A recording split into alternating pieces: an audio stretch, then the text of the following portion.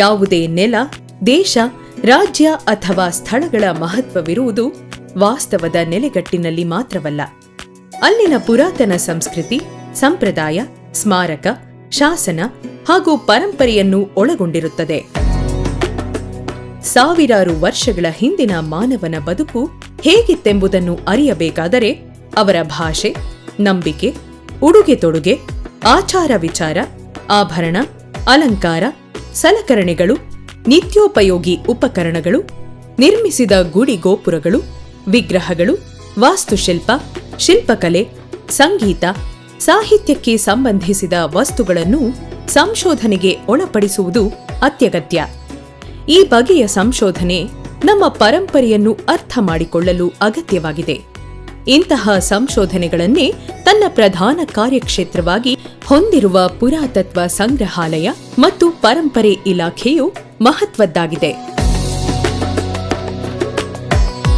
ರಾಜ್ಯದಾದ್ಯಂತ ಹರಡಿರುವ ಪುರಾತತ್ವ ಹಾಗೂ ಐತಿಹಾಸಿಕ ಮಹತ್ವದ ಸ್ಥಳಗಳು, ಸ್ಮಾರಕಗಳು ಹಾಗೂ ದೇವಾಲಯಗಳನ್ನು ರಕ್ಷಿಸುವ ಉದ್ದೇಶ ಮತ್ತು ಜವಾಬ್ದಾರಿ ಈ ಇಲಾಖೆಯದಾಗಿದೆ. ಕರ್ನಾಟಕದ ಸಾಂಸ್ಕೃತಿಕ ಪರಂಪರೆಯನ್ನು ಅರ್ಥೈಸಿಕೊಳ್ಳಲು ಇಲಾಖೆಯು ಸರ್ವೇಕ್ಷಣೆ, ಉತ್ಖನನಗಳು ಮತ್ತು ಸಂರಕ್ಷಣಾ ಕಾರ್ಯಗಳನ್ನು ನೆರವೇರಿಸುತ್ತಾ ಬಂದಿದೆ. ಇಲಾಖೆಯ ಪ್ರಮುಖ ಕಾರ್ಯಚಟುವಟಿಕೆಗಳಲ್ಲಿ ಸ್ಮಾರಕಗಳ ಸಂರಕ್ಷಣೆ ಮಹತ್ವದ್ದಾಗಿದೆ. ರಾಜ್ಯದಾದ್ಯಂತವಿರುವ ಸಾವಿರಾರು ಪ್ರಾಚೀನ ಸ್ಮಾರಕಗಳು, ದೇವಾಲಯಗಳು, ಕೋಟೆ ಕೊತ್ತಲಗಳು ಹಾಗೂ ಐತಿಹಾಸಿಕ ಮಹತ್ವದ ನಿರ್ಮಿತಿಗಳನ್ನು ನಿರ್ವಹಿಸುವುದು ಸಹ ಇಲಾಖೆಯ ಪ್ರಮುಖ ಕಾರ್ಯಚಟುವಟಿಕೆಯಾಗಿದೆ. ಅಂದಿನ ಮೈಸೂರು ಮಹಾರಾಜರಾದ 10ನೇಯ ಚಾಮರಾಜ ಒಡೆಯರ್ ಆಡಳಿತಾವಧಿಯಲ್ಲಿ ಶಾಸನಗಳ ಅಧ್ಯಯನದ ಉದ್ದೇಶಕ್ಕಾಗಿ 1885ರಲ್ಲಿ ಮೈಸೂರು ಪುರಾತತ್ವ ಸರ್ವೇಕ್ಷಣೆ ಎಂಬ ವಿಭಾಗವನ್ನು ಸ್ಥಾಪನೆ ಮಾಡಿದರು. ಇಲಾಖೆಯ ಮೊದಲ ಮುಖ್ಯಸ್ಥರಾದವರು ಶ್ರೀ ಬಿಎಲ್ ರೈಸ್ ರವರು. ಇವರು ಇಲಾಖೆಯಲ್ಲಿ ಕಾರ್ಯನಿರ್ವಹಿಸುವಾಗ ಸುಮಾರು 8869 ಶಾಸನಗಳನ್ನು ಪತ್ತೆ ಹಚ್ಚಿ ಎಪಿಗ್ರಾಫಿಯಾ ಕರ್ನಾಟಕ ಎಂಬ ಮಾಲಿಕೆಯ 12 ಸಂಪುಟಗಳಲ್ಲಿ ಪ್ರಕಟಿಸಿದ್ದಾರೆ. ಶ್ರೀ ಆರ್ ನರಸಿಂಹಾಚಾರ್ಯರವರು ಶ್ರೀ ಬಿಎಲ್ ರೈಸ್ ರವರ ನಂತರ ಇಲಾಖೆಯ ಮುಖ್ಯಸ್ಥರಾಗಿ ನೇಮಕಗೊಂಡರು. ಇವರು ತಮ್ಮ ಅಧಿಕಾರಾವಧಿಯಲ್ಲಿ 4000ಕ್ಕೂ ಅಧಿಕ ಹೊಸ ಶಾಸನಗಳನ್ನು ಕಂಡುಹಿಡಿದು ಅವುಗಳನ್ನು ಪ್ರಕಟಿಸಿದರು. ಇವರ ತರುವಾಯ ಡಾಕ್ಟರ್ ಎಂಎಚ್ ಕೃಷ್ಣರವರು ಪ್ರಸ್ತುತ ಇಲಾಖೆಯ ನಿರ್ದೇಶಕರಾದರು. ಇವರ ಅವಧಿಯಲ್ಲಿ ಮೈಸೂರು ಪುರಾತತ್ವ ಇಲಾಖೆಯ ವಾರ್ಷಿಕ ವರದಿಗಳು ವಿಶ್ವದಾದ್ಯಂತ ಸಂಶೋಧಕರ ಕೈಪಿಡಿಯಾಗಿ ಪರಿವರ್ತಿತವಾದವು. ಇವರ ತರುವಾಯ ನರಸಿಂಹಾಚಾರ್ಯ, ಡಾಕ್ಟರ್ ಕೆಎ ನೀಲಕಂಠ ಶಾಸ್ತ್ರಿ ಮುಂತಾದ ವಿದ್ವಾಂಸರು ಇಲಾಖೆಯ ನಿರ್ದೇಶಕರಾಗಿ ಈ ಎಲ್ಲ ಕಾರ್ಯಗಳನ್ನು ಮುಂದುವರೆಸಿಕೊಂಡು ಹೋದರು. ಪ್ರಾಚೀನ ನಾಣ್ಯಗಳ ಅಧ್ಯಯನ ಹಾಗೂ ಸಂರಕ್ಷಣೆ. ನಾಣ್ಯಗಳು ಆಯಾ ರಾಜಮನೆತನದ ಸ್ಥಿರತೆ ಮತ್ತು ಸಮೃದ್ಧಿಯ ಸೂಚಕಗಳಾಗಿವೆ. ನಾಣ್ಯಶಾಸ್ತ್ರ ತಜ್ಞರು ಮತ್ತು ನಾಣ್ಯಶಾಸ್ತ್ರ ವಿದ್ಯಾರ್ಥಿಗಳು ಈ ಅಧ್ಯಯನದಲ್ಲಿ ಮಹತ್ವದ ಪಾತ್ರ ವಹಿಸುತ್ತಾರೆ. ಎಂಎಚ್ ಕೃಷ್ಣರವರು ಪುರಾತತ್ವ ಇಲಾಖೆಯ ನಿರ್ದೇಶಕರಾಗುವವರೆಗೂ ಇಲಾಖೆಯು ನಾಣ್ಯಗಳ ಅಧ್ಯಯನಕ್ಕೆ ಮಹತ್ವ ನೀಡಿರಲಿಲ್ಲ. ಕೃಷ್ಣರವರು ತಮ್ಮ ಅವಧಿಯ ಇಲಾಖೆಯ ವಾರ್ಷಿಕ ವರದಿಯಲ್ಲಿ ಒಂದು ವಿಭಾಗವನ್ನು ನಾಣ್ಯಶಾಸ್ತ್ರದ ಅಧ್ಯಯನಕ್ಕಾಗಿಯೇ ಮೀಸಲಿಟ್ಟರು. ಇದರಿಂದಾಗಿ ಎಂಎಚ್ ಕೃಷ್ಣ ಅವರನ್ನು ಕರ್ನಾಟಕದ ನಾಣ್ಯಶಾಸ್ತ್ರ ಅಧ್ಯಯನದ ಆದ್ಯರೆಂದು ಗುರುತಿಸಲ್ಪಟ್ಟಿದ್ದಾರೆ. ಇಂದಿಗೂ ರಾಜ್ಯದಾದ್ಯಂತ ದೊರೆತ ನಾಣ್ಯಗಳನ್ನು ಇಲಾಖೆಯ ಪ್ರಾದೇಶಿಕ ಸಂಗ್ರಹಾಲಯಗಳಲ್ಲಿ ಸಂರಕ್ಷಿಸಿಟ್ಟಿರುವುದಲ್ಲದೆ ಅವುಗಳ ಅಧ್ಯಯನವನ್ನು ಮುಂದುವರೆಸಿದೆ. ಪ್ರಾಚೀನ ನಿವೇಶನಗಳ ಅನ್ವೇಷಣೆ. ಗತಕಾಲದ ವೈಭವ, ವಾಸ್ತು ರಚನೆಗಳು, ಕಟ್ಟಡಗಳು ನೂರಾರು ವರ್ಷಗಳ ಕಾಲಚಕ್ರ ಉರುಳಿ ಹೋಗುತ್ತಿದ್ದಂತೆ ಕಾಲಗರ್ಭದಲ್ಲಿ ಮರೆಯಾಗಿ ಹೋಗುವುದು ಸಹಜ. ಅವುಗಳನ್ನು ಸಂಶೋಧನೆ ಮಾಡಿ ಅದರ ಬಗ್ಗೆ ಅಧ್ಯಯನ ನಡೆಸಿ ಸಿಕ್ಕಿದ ವಸ್ತುಗಳನ್ನು ಸಂಗ್ರಹಿಸುವುದು ಈ ಇಲಾಖೆಯ ಕೆಲಸವಾಗಿದೆ. ಪ್ರಾಚೀನ ನಿವೇಶನಗಳ ಉತ್ಖನನ. ಮೈಸೂರು ಪುರಾತತ್ವ ಇಲಾಖೆಯು ಮೊದಲ ಬಾರಿಗೆ ತಲಕಾಡಿನ ಕೀರ್ತಿನಾರಾಯಣ ದೇವಾಲಯದ ಆದಿಸ್ಥಾನದಲ್ಲಿರುವ 1117ರ ಹೊಯ್ಸಳ ವಿಷ್ಣುವರ್ಧನನ ಶಾಸನವನ್ನು ಓದುವ ಮತ್ತು ಅದರ ಕಲ್ಲಚ್ಚು ಪ್ರತಿಯನ್ನು ತೆಗೆಯಲು ಉತ್ಖನನ ಕೈಗೊಳ್ಳಲಾಯಿತು. 1978ರಲ್ಲಿ ಹಂಪಿ ಪುನರುತ್ಥಾನ ಯೋಜನೆಯಡಿ ಉತ್ಖನನ ಕೈಗೊಂಡು ಅದನ್ನು ಇತ್ತೀಚಿನವರೆಗೆ ನಿರಂತರವಾಗಿ ಮುಂದುವರಿಸಿಕೊಂಡು ಬರಲಾಗಿದೆ. ರಾಜ್ಯ ಸಂರಕ್ಷಿತ ಸ್ಮಾರಕಗಳ ಸಂರಕ್ಷಣೆ. ಪುರಾತತ್ವ ಸಂಗ್ರಹಾಲಯ ಮತ್ತು ಪರಂಪರೆ ಇಲಾಖೆಯ ದೊಡ್ಡ ಜವಾಬ್ದಾರಿ ಎಂದರೆ ಸಂರಕ್ಷಣೆ.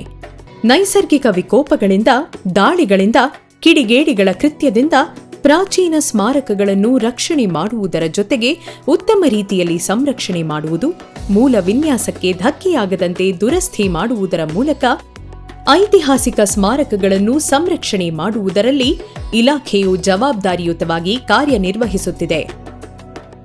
ಸ್ಮಾರಕಗಳನ್ನು ಸಂರಕ್ಷಣೆ ಮಾಡುವ ನಿಟ್ಟಿನಲ್ಲಿ ಇಲಾಖೆ ಧರ್ಮಸ್ಥಳ ಮಂಜುನಾಥೇಶ್ವರ ಧರ್ಮೋತ್ಥಾನ ಟ್ರಸ್ಟ್ ಇವರೊಂದಿಗೆ 2001ರಲ್ಲಿ ಒಡಂಬಡಿಕೆಯನ್ನು ಮಾಡಿಕೊಂಡು PPP ಮಾಡೆಲಲ್ಲಿ ಸ್ಮಾರಕಗಳ ಸಂರಕ್ಷಣೆ ಕಾರ್ಯವನ್ನು ನಡೆಸ್ತಾ ಬಂದಿದೆ. 2001ರಿಂದ ಇದುವರೆಗೆ ಸುಮಾರು 200ಕ್ಕೂ ಹೆಚ್ಚು ಸ್ಮಾರಕಗಳನ್ನು ಈ ಯೋಜನೆಯಲ್ಲಿ ಸಂರಕ್ಷಣೆ ಮಾಡಲಾಗಿದೆ. ಈ ಯೋಜನೆಯಲ್ಲಿ ಸರ್ಕಾರದ ಒಂದು ಪಾಲು 40%, ಟ್ರಸ್ಟಿನ ಪಾಲು 40% ಹಾಗೂ ಸ್ಥಳೀಯರ ಪಾಲು 20%. ಈ ಅನುಪಾತದಲ್ಲಿ ಸ್ಮಾರಕಗಳ ಸಂರಕ್ಷಣೆಯನ್ನು ಇಲಾಖೆ ಮಾಡ್ತಾ ಬಂದಿದೆ. ರಾಜ್ಯದಲ್ಲಿ ಸುಮಾರು 25,000ಕ್ಕೂ ಹೆಚ್ಚು ಐತಿಹಾಸಿಕ ಮಹತ್ವದ ಪ್ರಾಚೀನ ಸ್ಮಾರಕ ಹಾಗೂ ದೇವಾಲಯಗಳನ್ನು ಗುರುತಿಸಿ ಅವುಗಳನ್ನು ಹಂತ ಹಂತವಾಗಿ ಜೀರ್ಣೋದ್ಧಾರಗೊಳಿಸುವ ಕಾರ್ಯವನ್ನು ಇಲಾಖೆಯ ವತಿಯಿಂದ ಕೈಗೊಳ್ಳಲಾಗುತ್ತಿದೆ. ಈ ನಿಟ್ಟಿನಲ್ಲಿ ಪ್ರತಿ ವರ್ಷ ಕನಿಷ್ಠ ಒಂದು 200 ಸ್ಮಾರಕಗಳನ್ನು ರಕ್ಷಿತ ಸ್ಮಾರಕಗಳೆಂದು ಘೋಷಣೆ ಮಾಡುವಂಥ ನಿಟ್ಟಿನಲ್ಲಿ ಇಲಾಖೆ ಯೋಜನೆಯನ್ನು ಜಾರಿಗೊಳಿಸಿದೆ. ಪ್ರಾಚ್ಯ ವಸ್ತು ಸಂಗ್ರಹಾಲಯಗಳ ಸ್ಥಾಪನೆ ಹಾಗೂ ನಿರ್ವಹಣೆ. ವಸ್ತು ಸಂಗ್ರಹಾಲಯಗಳು ಜನರಲ್ಲಿ ಐತಿಹಾಸಿಕ, ವೈಜ್ಞಾನಿಕ, ಕಲಾತ್ಮಕ ಹಾಗೂ ಸಾಂಸ್ಕೃತಿಕ ಹಿನ್ನೆಲೆಯ ಅರಿವನ್ನು ಮೂಡಿಸುತ್ತದೆ. ಪ್ರಸ್ತುತ ಇಲಾಖೆಯ ಅಧೀನದಲ್ಲಿ ಒಟ್ಟಾರೆ 16 ವಸ್ತು ಸಂಗ್ರಹಾಲಯಗಳು ಸ್ಥಾಪಿತವಾಗಿವೆ. ಇದರೊಂದಿಗೆ ಬೆಂಗಳೂರಿನ ವೆಂಕಟಪ್ಪ ಚಿತ್ರಶಾಲೆ, ಕಲಾ ಗ್ಯಾಲರಿಯು ಇದೇ ಇಲಾಖೆಯ ಅಧೀನದಲ್ಲಿ ಕಾರ್ಯನಿರ್ವಹಿಸುತ್ತಿದೆ. ಸಂಶೋಧನಾ ಹಾಗೂ ಇಲಾಖಾ ಸಾಧನೆಗಳನ್ನು ಪ್ರಕಟಿಸುವುದು. ಆರಂಭದಲ್ಲಿ ಇಲಾಖೆಯು ಶಾಸನ ಸಂಪುಟಗಳು ಮತ್ತು ವಾರ್ಷಿಕ ವರದಿಗಳ ಪ್ರಕಟಣೆಗೆ ಸೀಮಿತವಾಗಿದ್ದು, 1974ರ ನಂತರ ಉತ್ಖನನ ವರದಿಗಳು ಮತ್ತು ಇತರ ಪುರಾತತ್ವ ವಿಷಯಕ್ಕೆ ಸಂಬಂಧಿಸಿದಂತೆ ಸಂಶೋಧನಾ ಗ್ರಂಥಗಳನ್ನು ಪ್ರಕಟಿಸುವ ಯೋಜನೆಗಳನ್ನು ಹಮ್ಮಿಕೊಂಡಿತ್ತು. ಪ್ರಸ್ತುತ ಒಟ್ಟು 186 ಮಹತ್ವದ ಸಂಶೋಧನಾ ಕೃತಿಗಳನ್ನು ಪ್ರಕಟಿಸಲಾಗಿದೆ. ಪಾರಂಪರಿಕ ಪ್ರದೇಶ ಸ್ಮಾರಕಗಳ ಘೋಷಣೆ.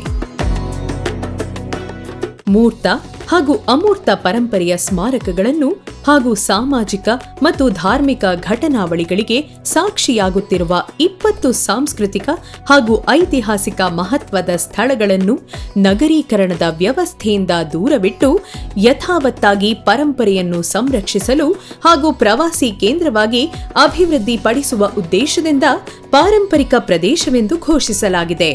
ರಾಜ್ಯದ ಪಾರಂಪರಿಕ ತಾಣ, ಸ್ಮಾರಕಗಳು, ನೈಸರ್ಗಿಕ ಪರಿಸರಗಳೊಂದಿಗೆ ಸಾಂಸ್ಕೃತಿಕ ಪರಂಪರೆ ಹಾಗೂ ಸಮಗ್ರತೆಯನ್ನು ಕಾಪಾಡುವ ನಿಟ್ಟಿನಲ್ಲಿ ರಾಜ್ಯ ಸರ್ಕಾರವು ಪ್ರಾಧಿಕಾರಗಳನ್ನು ರಚನೆ ಮಾಡಿದೆ. ಶಿವಮೊಗ್ಗ ನಗರದಲ್ಲಿರುವ ಸಹ್ಯಾದ್ರಿ ಪರಂಪರೆ ಅಭಿವೃದ್ಧಿ ಪ್ರಾಧಿಕಾರ, ಬಾಗಲಕೋಟೆ ನಗರದಲ್ಲಿರುವ ಚಾಲುಕ್ಯ ಪಾರಂಪರಿಕ ಪ್ರದೇಶ ನಿರ್ವಹಣಾ ಪ್ರಾಧಿಕಾರ ಹಾಗೂ ಗದಗ ಜಿಲ್ಲೆಯ ಲಕ್ಕುಂಡಿಯಲ್ಲಿರುವ ಲಕ್ಕುಂಡಿ ಪಾರಂಪರಿಕ ಪ್ರದೇಶ ಅಭಿವೃದ್ಧಿ ಪ್ರಾಧಿಕಾರ ರಚನೆ ಮಾಡುವುದರ ಮೂಲಕ ಪಾರಂಪರಿಕತೆಯನ್ನು ಕಾಪಾಡುವ ಕಾರ್ಯಗಳನ್ನು ಚುರುಕುಗೊಳಿಸಲಾಗಿದೆ. ಜನಜಾಗೃತಿ ಕಾರ್ಯಕ್ರಮಗಳು. ಈ ಇಲಾಖೆಯು ವಿಚಾರ ಸಂಕಿರಣ, ಕಾರ್ಯಾಗಾರ, ಚರ್ಚಾಕೂಟ, ಛಾಯಾಚಿತ್ರ ಪ್ರದರ್ಶನ, ವಸ್ತು ಪ್ರದರ್ಶನದಂಥ ಕಾರ್ಯಕ್ರಮಗಳ ಮೂಲಕ ಜನರಲ್ಲಿ ಸ್ಮಾರಕಗಳ ಸಂರಕ್ಷಣೆ ಕುರಿತು ಜಾಗೃತಿ ಮೂಡಿಸುವ ಕಾರ್ಯವನ್ನು ನೆರವೇರಿಸುತ್ತಿದೆ. ಜನಜಾಗೃತಿ ಕಾರ್ಯಕ್ರಮಗಳಾದ ಪರಂಪರೆ ಕೂಟ, ಪಾರಂಪರಿಕ ನಡಿಗೆ, ಪ್ರಾಚ್ಯ ಪ್ರಜ್ಞೆ, ವಿಶ್ವ ಪರಂಪರೆಯ ಸಪ್ತಾಹ, ವಿಶ್ವ ಪರಂಪರೆಯ ದಿನ, ವಸ್ತು ಸಂಗ್ರಹಾಲಯ ದಿನಾಚರಣೆಗಳನ್ನು ನೆರವೇರಿಸುವ ಮೂಲಕ ಜನಗಳಲ್ಲಿ ಸ್ಮಾರಕಗಳ ರಕ್ಷಣೆಯ ಮಹತ್ವದ ಬಗ್ಗೆ ಜಾಗೃತಿ ಮೂಡಿಸಲಾಗುತ್ತಿದೆ. ಅಲ್ಲದೆ NSS, NCC, ಸ್ಕೌಟ್, ಗೈಡ್ ಸಹಯೋಗದ ಜೊತೆಗೆ ಪಾರಂಪರಿಕ ಸ್ಥಳಗಳ ಸ್ವಚ್ಛತೆ ಹಾಗೂ ಸಂರಕ್ಷಣೆಯ ಕಾರ್ಯಕ್ರಮಗಳನ್ನು ಹಮ್ಮಿಕೊಳ್ಳಲಾಗುತ್ತಿದೆ. ಸ್ಮಾರಕಗಳ ದಾಖಲೀಕರಣ, 3D ಲೇಸರ್ ಸ್ಕ್ಯಾನಿಂಗ್. ಸ್ಮಾರಕಗಳ ಮಹತ್ವವನ್ನು ತಾಂತ್ರಿಕವಾಗಿಯೂ ಶ್ರೀಮಂತಗೊಳಿಸುವ ನಿಟ್ಟಿನಲ್ಲಿ ಸ್ಮಾರಕಗಳ 3D ಲೇಸರ್ ಸ್ಕ್ಯಾನಿಂಗ್ ತಂತ್ರಜ್ಞಾನ ಬಳಸಿಕೊಂಡು 536 ಸ್ಮಾರಕಗಳ ಡಿಜಿಟಲೀಕರಣ ಕಾರ್ಯವನ್ನು ಪೂರ್ಣಗೊಳಿಸಲಾಗಿದೆ. ಸ್ಮಾರಕಗಳು ಕಾಲಕ್ಕೆ ನಶಿಸಿ ಹೋಗ್ತಾ ಇರ್ತವೆ, ಬೀಳ್ತಾ ಇರುತ್ತೆ. ಬೇರೆ ಬೇರೆ ಕಾರಣಗಳಿಗಾಗಿ ಸ್ಮಾರಕಗಳ ಒಂದು ಮೂಲ ಸ್ವರೂಪ ಕಳ್ಕೊಳ್ತಾ ಹೋಗ್ತಾ ಇರುತ್ತೆ. ಇವುಗಳನ್ನು ಉಳಿಸ್ಬೇಕು ಮತ್ತು ಮುಂದಿನ ದಿನಗಳಲ್ಲಿ ಇವುಗಳನ್ನು ಮತ್ತೆ ನಿರ್ಮಿಸಬೇಕು ಅಥವಾ ಪುನರ್ ಸ್ಥಾಪಿಸಬೇಕು ಅನ್ನೋ ನಿಟ್ಟಿನಲ್ಲಿ ಇಲಾಖೆ Karnataka state science and technology council ಈ ಸಂಸ್ಥೆ ಮುಖಾಂತರ ಸುಮಾರು 530ಕ್ಕೂ ಹೆಚ್ಚು ಸ್ಮಾರಕಗಳನ್ನು ಡಿಜಿಟಲೀಕರಣಗೊಳಿಸಲಾಗಿದೆ. ಇಲಾಖೆಯ ಅಧೀನದಲ್ಲಿರುವ 16 ವಸ್ತು ಸಂಗ್ರಹಾಲಯಗಳಲ್ಲಿರುವ ಸುಮಾರು 25,000ಕ್ಕೂ ಅಧಿಕ ಪ್ರಾಚ್ಯಾವಶೇಷಗಳ 3D ಲೇಸರ್ ಸ್ಕ್ಯಾನಿಂಗ್ ಮೂಲಕ ಡಿಜಿಟಲೀಕರಣ ಯೋಜನೆಯನ್ನು ಜಾರಿಗೊಳಿಸಲಾಗಿದೆ. Karnataka state science and technology corporation ಮತ್ತು ನಮ್ಮ ಇಲಾಖೆ ಸೇರಿ ಕ್ಲೋಸ್ ಟು ಅಬೌಟ್ 800 ಮಾನ್ಯುಮೆಂಟ್ಸ್ ನಾವು ಡಿಜಿಟಲ್ ಸ್ಕ್ಯಾನಿಂಗ್ ಮಾಡ್ಕೊಂಡಿದ್ದೀವಿ. ಆ ಡಿಜಿಟಲ್ ಸ್ಕ್ಯಾನ್ ಆಗಿರುವ ಮಾನ್ಯುಮೆಂಟ್ಸ್ದು ಡೇಟಾಬೇಸ್ ನಾವು ಈಗ ವೆಬ್ಸೈಟ್ನಲ್ಲಿ ಅಪ್ಲೋಡ್ ಮಾಡ್ತೀವಿ. Any kind of innovative tours ಥರ 3D ಹೋಲೋ ಟೂರ್ಸ್ ಥರ ಕ್ರಿಯೇಟ್ ಮಾಡಿ ಡಿಜಿಟಲ್ ಆಗಿಯೇ ಜನರಿಗೆ ಮಾನ್ಯುಮೆಂಟ್ಸ್ ಎಲ್ಲ ವೀಕ್ಷಣೆ ಮಾಡುವಂತಹದ್ದು ಅವಕಾಶ ಮಾಡಿ ಕೊಡ್ಬೋದು. ಸ್ಮಾರಕಗಳ ಅಭಿವೃದ್ಧಿಗಾಗಿ ಸ್ಮಾರಕ ದತ್ತು ಯೋಜನೆ.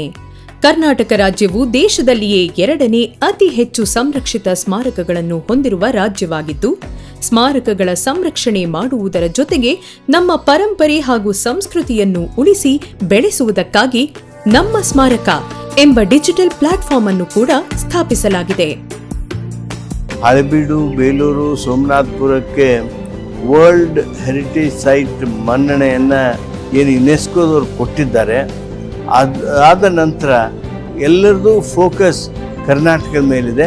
ನಮ್ಮ ಸ್ಮಾರಕ ಕಾರ್ಯಕ್ರಮ ನಮ್ಮ ಕರ್ನಾಟಕದಲ್ಲಿಯ ಇತಿಹಾಸವನ್ನು, ಪರಂಪರೆಯನ್ನು, ನಮ್ಮ ಕಲೆ, ನಮ್ಮತನ ಏನು ಎತ್ತಿ ತೋರಿಸುವಂಥ ನಮ್ಮ ಸ್ಮಾರಕಗಳಿವೆ. ಅವುಗಳನ್ನು ದತ್ತು ಪಡೆಯೋದಕ್ಕೆ ಆಸಕ್ತರಿಗೆ ವಿಶೇಷವಾಗಿರ್ತಕ್ಕಂಥ ಡಿಜಿಟಲ್ ಪ್ಲಾಟ್ಫಾರ್ಮನ್ನು ನಾವು ಪ್ರಾರಂಭಿಸ್ತಾ ಇದ್ದೇವೆ. ಕರ್ನಾಟಕ ಸರ್ಕಾರದ ಪ್ರವಾಸೋದ್ಯಮ ಇಲಾಖೆ ಮತ್ತು ಸಂಬಂಧಿತ ಖಾಸಗಿ ಮತ್ತು ಸಾರ್ವಜನಿಕ ವಲಯದ ಸಂಸ್ಥೆಗಳ ನಿಕಟ ಸಹಯೋಗದೊಂದಿಗೆ ಸ್ಮಾರಕಗಳನ್ನು ಅಭಿವೃದ್ಧಿಪಡಿಸಲು ಸ್ಮಾರಕ ದತ್ತು ಯೋಜನೆಯನ್ನು ಪುರಾತತ್ವ ಸಂಗ್ರಹಾಲಯಗಳು ಮತ್ತು ಪರಂಪರೆ ಇಲಾಖೆಯ ವತಿಯಿಂದ ಅನುಷ್ಠಾನಗೊಳಿಸಲಾಗುತ್ತಿದೆ. ಇದರ ಒಳಗೆ ನಮಗೆ ಆಲ್ಮೋಸ್ಟ್ ಈಗ 14 ಡೆಸ್ಟಿನೇಷನ್ಸ್ನಲ್ಲಿ ಅಪ್ಲಿಕೇಶನ್ಸ್ ಎಲ್ಲ ಬಂದಿದೆ. ಈ 14 ಅಪ್ಲಿಕೇಶನ್ಸ್ ಫುಲ್ ಸ್ಟೇಟ್ನಲ್ಲಿ ಸ್ಪ್ರೆಡ್ ಓವರ್ ಆಗಿದೆ. Right from Malkhed fort to Nagavi ಕಲಬುರ್ಗಿನಲ್ಲಿ, ರಂಗಸ್ಥಳ ಎನ್ ಚಿಕ್ಕಬಳ್ಳಾಪುರ. ಅದೇ ರೀತಿಯಲ್ಲಿ ಒಂದು ದೊಡ್ಡ ಮಟ್ಟದಲ್ಲಿ ಕಾರ್ಯಕ್ರಮ ಆಗ್ತಾ ಇರೋದು ನಮ್ಮ ವೆಂಕಟಪ್ಪ ಆರ್ಟ್ ಗ್ಯಾಲರಿದು renovation work and the government museum renovation work. ಈ ಸ್ಮಾರಕಗಳನ್ನು ನಾಶ ಮಾಡದಿರುವುದು, ನಾಶ ಮಾಡದಂತೆ ತಡೆಯುವುದು, ರಕ್ಷಣೆ ಮಾಡುವುದು ಹಾಗೂ ಸುಸ್ಥಿತಿಯಲ್ಲಿಡುವ ಜವಾಬ್ದಾರಿ ಹೊಂದಿರುವ ಪುರಾತತ್ವ ಸಂಗ್ರಹಾಲಯ ಮತ್ತು ಪರಂಪರೆ ಇಲಾಖೆಯೊಂದಿಗೆ ಕೈಜೋಡಿಸುವುದು ಪ್ರತಿ ನಾಗರಿಕರ ಕರ್ತವ್ಯವಾಗಿದೆ. ಕರ್ನಾಟಕ ರಾಜ್ಯದ ಅನನ್ಯ ಕಲೆ, ವಿಶಿಷ್ಟ ಸಂಸ್ಕೃತಿ ಮತ್ತು ಅಮೋಘ ಪರಂಪರೆಯನ್ನು ಉಳಿಸೋದಕ್ಕೆ, ಬೆಳೆಸೋದಕ್ಕೆ ಇಲಾಖೆಯೊಂದಿಗೆ ಕೈ ಜೋಡಿಸಿ ಅಂತ ಈ ಸಂದರ್ಭದಲ್ಲಿ ಕೇಳೋದಕ್ಕೆ ಇಷ್ಟಪಡ್ತೇನೆ.